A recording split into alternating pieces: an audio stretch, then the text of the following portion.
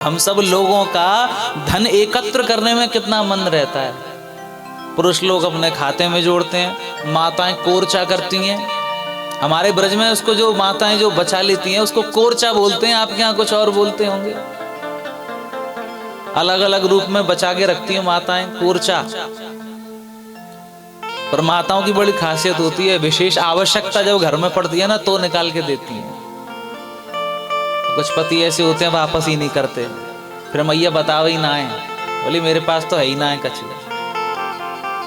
पर धन बड़ा आवश्यक है, धन जोड़ने में सब लगे रहते हैं।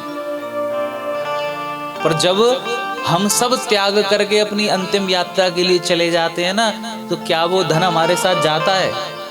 नहीं जाता। यदि आपने बैंक में जमा कर रखा है तो बैंक में ही रह जाएगा, अलमारी में रख रखा है तो अलमारी में ही रह जाएगा।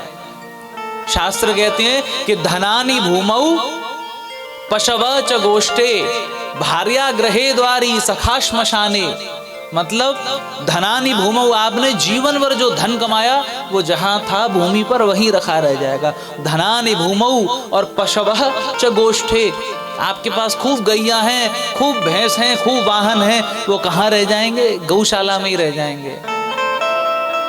धनानि भूमौ पशवश्च गोष्ठे, और जीवन भर जिससे आपने प्रेम किया हो, आपकी पत्नी है या आपका पति है, उसके बिना आपका एक दिन नहीं निकलता होगा।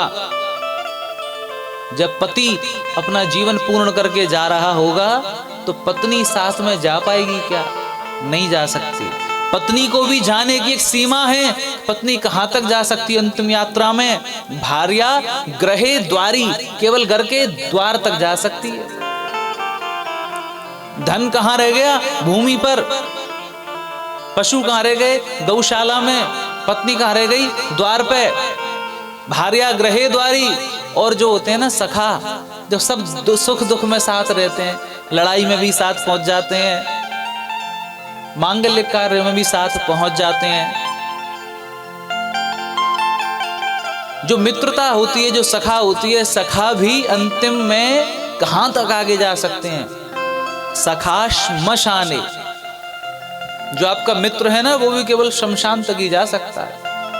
शमशान तक जाने के बाद एक स्टेप और आगे जाना होता है। कहां तक? चिता तक। आप बोलो अपने सखा को, भैया तू भी चल वहां तक, नहीं जाएगा। धनानि भूमौ पशवश्च गोष्ठे। और ये जो शरीर है ना हमारा, कितना प्रेम करते हैं। थोड़ी सी कहीं चोट लग जाए, थोड़ा सा कहीं रैश आ जाए, बाल नेक सफेद हो जाए, महाराज काले कर लिए। आंखों में दिक्कत आई, ऑपरेशन करा के दूसरी आंख, नहीं तो चश्मा। तो चाह पे दुनिया भर की महंगी महंगी क्रीम लगाते हैं, इत्र फुलेल सुगंधी। पुरुषों का तो खर्चा कम है, पर माताओं पे तो खूब कृपा है लक्ष्मी जी की। कितना सजाते हैं, संवारते हैं इस शरीर को। पर इस शरीर की भी एक यात्रा सीमित है। कहां तक? कि देहश्चितायाम। ये देह जो है वो केवल चिता तक ही जाएगा, और जैसे ही अग्नि लगेगी ना, वो देह भी वहीं रह जाएगा, फिर वहीं समाप्त हो जाएगा। देहश्चितायाम परलोक मार्गे। तो उस परलोक में, भगवान के लोक में फिर जाता कौन है?